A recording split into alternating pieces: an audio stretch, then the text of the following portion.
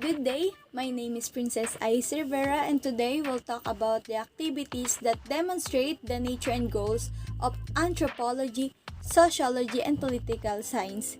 And it's a common question among social science students, but none of the existing social science online articles, journals, or publications could provide an answer.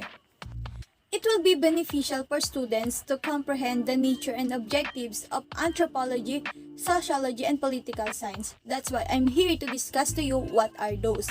And at the end of the video, I hope you will learn a lot. And now let's start in anthropology. Firstly, what is anthropology?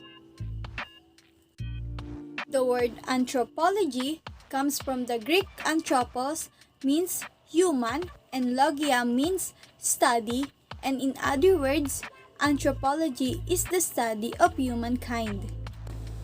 Anthropology is the systematic study of humanity with the goal of understanding our evolutionary origins, our distinctiveness as a species, and the great diversity in our forms of social existence across the world and through time.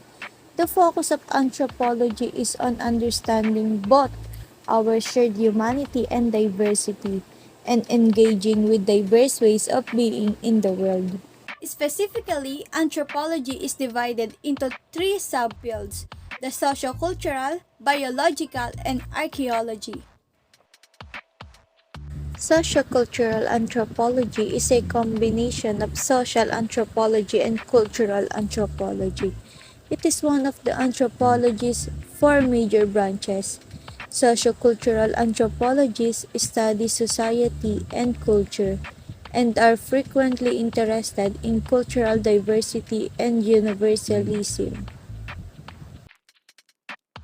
Biological anthropology, also known as physical anthropology, is a scientific discipline that study the biological and behavioral aspects of humans, their extinct hominin ancestors, and related non-human primates from an evolutionary standpoint.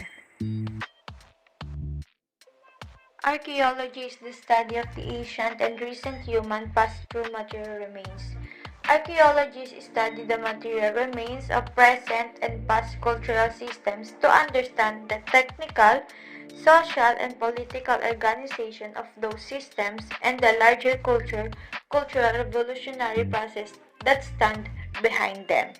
Archaeology analyzes the physical remains of the past in pursuit of a broad and comprehensive understanding of human culture. And now, what is the nature of anthropology? The nature of anthropology can be viewed from its historical perspective because it's a global discipline involving humanities, social sciences, and natural sciences. Its roots go back to the intellectual enlightenment of 18th and early 19th centuries in Europe and North America. As European nations developed colonies in distant parts of the world and Americans expanded west and south into the territories of Indians, it became apparent to them that humanity was extremely varied. And now, what are the goals of anthropology? Firstly, one of the main goals of an anthropologist is to understand the fossil record of early humans and their ancestors, as well as the archaeological record of more recent prehistoric societies. Secondly, to understand how we adapt to different environmental conditions and how we vary as a species. Thirdly, to understand the behavior of monkeys and apes in their natural settings. Fourthly, is to learn about both the biological and cultural aspects of humanity around the globe and throughout time.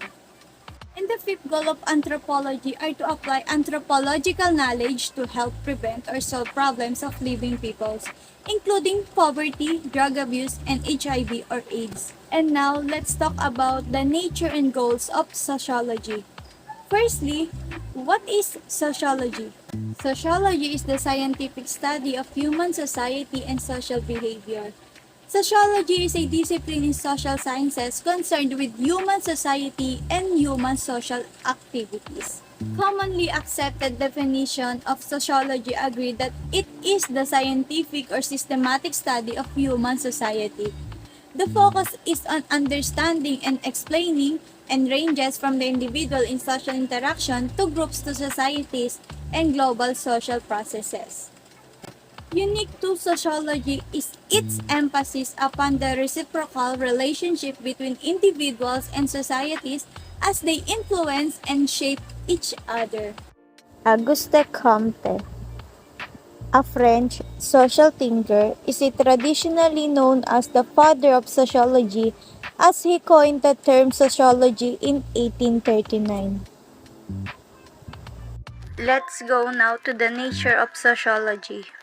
As a discipline, sociology arose early in the 19th century in response to rapid social change. Major transformation in the 18th and 19th centuries, such as rapid industrialization, resulting in a large anonymous workforce.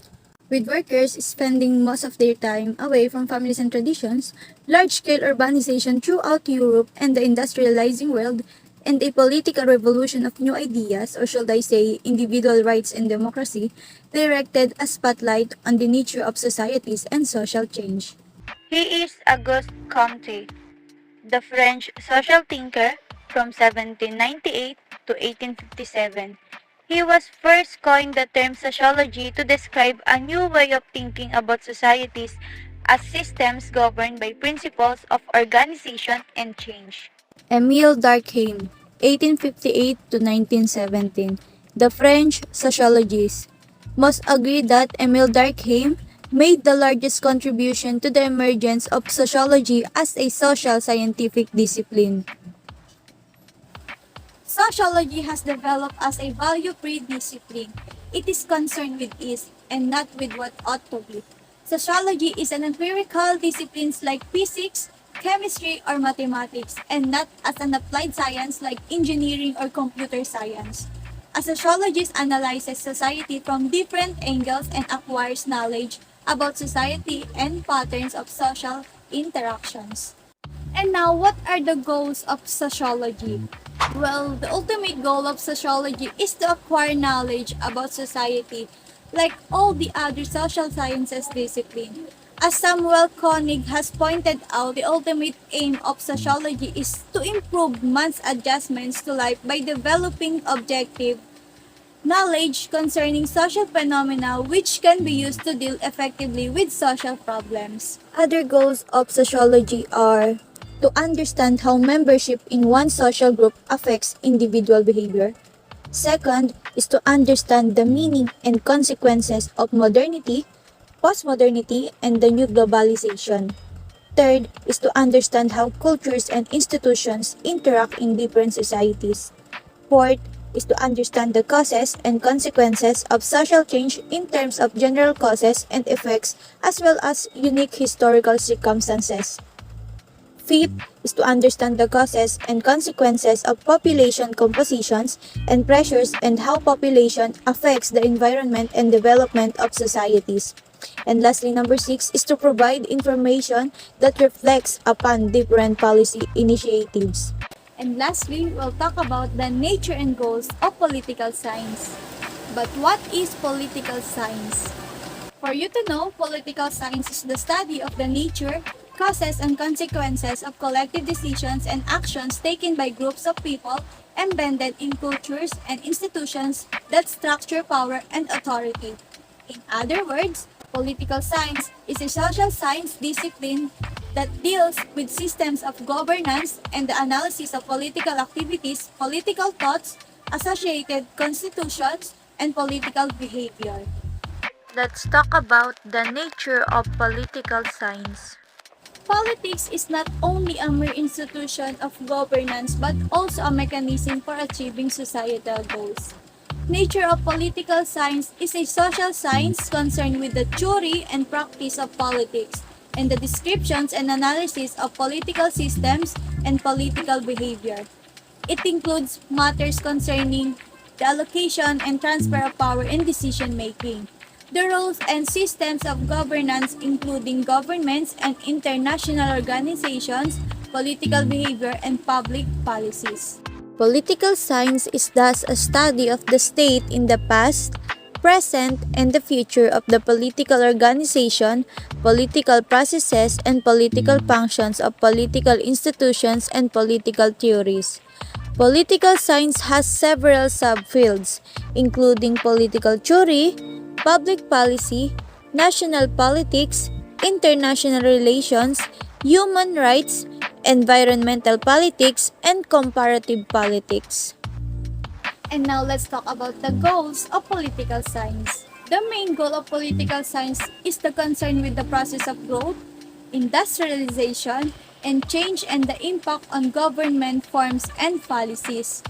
The goal of political science also is to describe how various political systems function and to find more effective political systems. In addition, the goal of political science is to measure the success of governance and specific policies by examining many factors, including stability, justice, material wealth, peace, and public health. In conclusion, on the nature and goals of anthropology, sociology, and political science, we can say that each discipline has its own unique origin, nature, and goals, but they are all study human and their environment. And now, I hope you have learned and understand the nature and goals of anthropology, sociology, and political science.